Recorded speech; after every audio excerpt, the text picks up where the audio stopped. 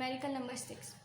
A 2 kg iron block is taken from a furnace where its temperature was 650 degree centigrade. कह रहे हैं एक 2 kg का iron block है, ठीक है, आयरन का एक क्यूब है, ब्लॉक है, उसका जो है एक फर्नेस में से लिया गया है। उस फर्नेस क्या है, एक कंटेनर टाइप चीज़ होती है, ठीक है, उसे फर्नेस कहते हैं। उसमें से लिया गया है जिसका टेम्परेचर क्या था, उस फर्नेस का टेम्परेचर था 650 डिग्री सेंटीग्रेड, मतलब एक हॉट बॉडी थी वो, ठीक है। और उसको उठाकर एक कोल्ड बॉडी की तरफ रख दिया गया है। किस टेम्परेचर पे, इस पे एक कोल्ड ब्लॉक ऑफ आइस पे रख दिया गया है। अब ब्लॉक ऑफ आइस का टेम्परेचर क्या होगा, आइस का टेम्परेचर हमें पता है 0 डिग्री होता है, तो ब्लॉक ऑफ आइस का टेम्परेचर भी 0 होगा।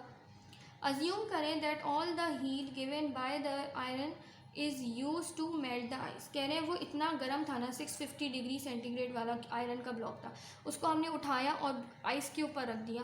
कह रहे हैं अब आप अज्यूम करिए कि वो जितनी भी उसमें से हीट निकली, गर्म जो आयरन का क्यूब था उसमें से जितनी भी हीट निकल रही है वो सारी की सारी आइस को मेल्ट करने में निकल गई, चली गई, ठीक है। और अब जाहिर है अब कोई एक हीटेड मटेरियल होगा, आप उसको किसी ठंडी चीज़ पे रखोगे तो वो उस ठंडी चीज़ पे तो उसकी हीट जाएगी जाएगी, मगर कुछ एटमॉस्फेयर में भी उसकी हीट धुएं के फॉर्म में किसी फॉर्म में चली जाएगी। बट वो ये कह रहे हैं कि आप अज्यूम करेंगे जितनी भी हीट थी वो सारी की सारी सिर्फ और सिर्फ आइस को मेल्ट करने में ही निकली है, ठीक है। How much ice is melt. अब वो ये पूछ रहे हैं कि कितनी आइस मेल्ट हुई है, आपने ये बताना है।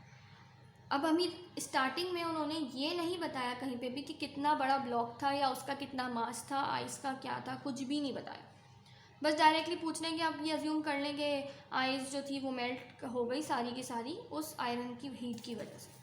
अब ये थोड़ा सा अजीब सा कॉम्प्लिकेटेड सा सवाल बन रहा है, इसको डेटा देखते हैं, थोड़ा समझ आएगा। हमें बोला गया एक आयरन का ब्लॉक था जिसका मास ये था 2 kg। तो हमने क्योंकि वो आयरन था तो मैंने उसको बोल दिया कि वो मास ऑफ सॉलिड है, ठीक है। तो मैंने एस से शो कर दिया, S mean solid iron block, ठीक है। इसका जो टेम्परेचर था सॉलिड के मास का वो कितना था, 650 डिग्री सेंटीग्रेड, सही है। तो डिग्री सेंटीग्रेड को मैंने केल्विन में कन्वर्ट कर दिया। अब हमें आइस की बात की जा रही है। आइस का कह रहे हैं कि आइस का जो टेम्परेचर था वो कितना है, 0 डिग्री सेंटीग्रेड, उसको मैंने केल्विन में कन्वर्ट करा।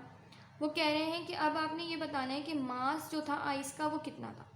कैसे बताना है कि वो कह रहे हैं अज्यूम करो कि इसकी सारी हीट जो थी वो आइस को मेल्ट करने में निकल गई और सारी आइस मेल्ट हो गई। तो अब ये बताओ कि कितनी आइस मेल्ट हुई। जितना भी मास होगा आइस का, जितना भी ज़्यादा आइस थी पूरी मेल्ट हुई है तो वो पूरा मास ही होगा आइस का, इसलिए मास ऑफ आइस हमें मालूम करना है। फॉर्मूला क्या होगा।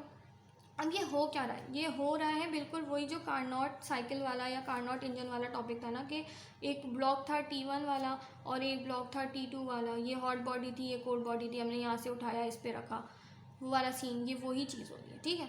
तो फॉर्म हो क्या रहा है एक्चुअली में, यहाँ पे लग रहा है heat loss by iron is equals to heat gain by ice. ये वाला मेथड प्रोसेस लग रहा है। क्या हो रहा है, एक जगह से जो हॉट बॉडी है वो हीट को रिलीज़ करिए और कोल्ड बॉडी हीट को एब्जॉर्ब करिए, ये वो वाला चीज़ हो रही है, ठीक है। तो क्या हो रहा है, heat loss is equals to heat gain. Heat loss कहाँ से हुई है, बाय आयरन, और हीट गेन कहाँ हुई है, आइस में। अब हीट लॉस तो हमें पता है कैसे करते हैं, हमने मोलर स्पेसिफिक हीट ये सब पढ़ा है। ये सब कहानियाँ कब पढ़ी हमने, जब हीट लॉस हो रही है, बॉडी में से निकल रही है, रिलीज़ हो रही है, ये सारी चीज़ें तब थी। मगर हमने वो इस पूरे चैप्टर में वो वाला पार्ट नहीं पढ़ा हीट का कि जब हीट गेन हो रही है, किसी चीज़ के अंदर हीट आ रही है, वो सब हमने डिटेल में नहीं पढ़ा। हमने पढ़ा है थोड़ा बहुत, बट हमने डिटेल में नहीं पढ़ा। ये बहुत वास्ट एक फील्ड है, पूरा टॉपिक है, सही है। तो जो हीट रिसीव करते हैं या हीट गेन हो रही होती है किसी चीज़ में, और स्पेशली जैसे आइस है, वो हीट गेन करेगी और वो मेल्ट भी हो जा रही है। इस पूरी चीज़ को बहुत लंबा सा टॉपिक है और उसको हम बोलते हैं लेटेंट हीट ऑफ फ्यूजन। ये टॉपिक है इसका पूरा डिटेल में, मगर हमारे चैप्टर का पार्ट नहीं है, बट न्यूमेरिकल में दे दिया, जैसे रूट मीन स्क्वायर दे दिया था। तो अब हम इसको किस तरह सॉल्व करेंगे, हमने इधर इसकी जगह पे लेटेंट हीट ऑफ फ्यूजन का डायरेक्ट फॉर्मूला लिखना है, जो कि मैं आपको बता रही हूँ। और ये मास इंटू HF, ये HF कहलाता है लेटेंट हीट ऑफ फ्यूजन, ठीक है। ये एक कांस्टेंट वैल्यू होती है और ये न्यूमेरिकल जब भी आता है नोट्स उसमें 5 ईयर में या पेपर में, तो ये HF की वैल्यू गिवन होती है। तो इसमें घबराने या टेंशन लेने की बात नहीं है कि HF क्या है क्या नहीं है, सही है।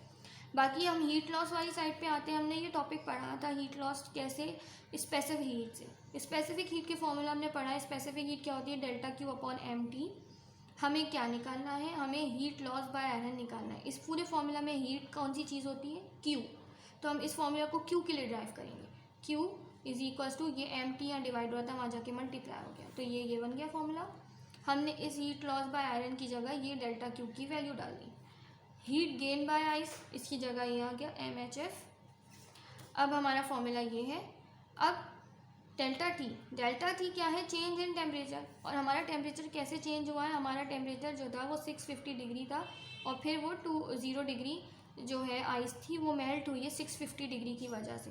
तो हम यहाँ पे यही करेंगे, चेंज इन टेम्परेचर जो ज़्यादा बड़ी वैल्यू थी 650 डिग्री माइनस स्मॉल वैल्यू, तो टी एस माइनस टी आई, ये हमने यहाँ चेंज में लिख दिया।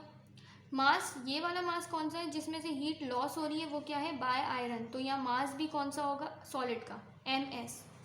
ये जो गेन हो रही है किससे हो रही है, आइस की वजह से हो रही है। तो इधर जो मास है उसको हम कहेंगे मास ऑफ आइस। सही है, आपने इस तरह वैल्यूज़ देनी है इस फॉर्मूला को। अब हम इसको ड्राइव करेंगे, हमें मास ऑफ आइस निकालना है इसमें से, तो हम मास ऑफ आइस को यहीं पे छोड़ देंगे और ये एच एफ यहाँ मल्टीप्लाई हो रहा था वहाँ जाके डिवाइड हो जाएगा इस पूरी वैल्यू के साथ। तो ये बन जाएगा M I is equals to M S C T S minus T I upon H F. समझ आ गया, ये फॉर्मूला हमारे पास बन गया है। अब इस फॉर्मूले को हमने सॉल्व करना है। तो आपने कुछ भी नहीं करना है, बस डायरेक्ट सारी वैल्यूज़ इसके अंदर पुट करनी है सारी की सारी, और आपने इसको सॉल्व कर देना है। सही है।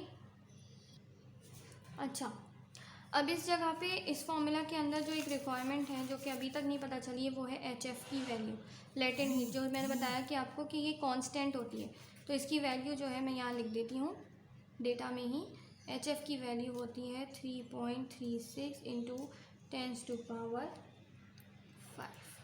सही, ये इसकी वैल्यू है और आपने ये वैल्यू एच एफ की जगह पुट करनी है। जब आप ये सब चीज़ें इस फॉर्मूला में पुट कर दोगे तो आपके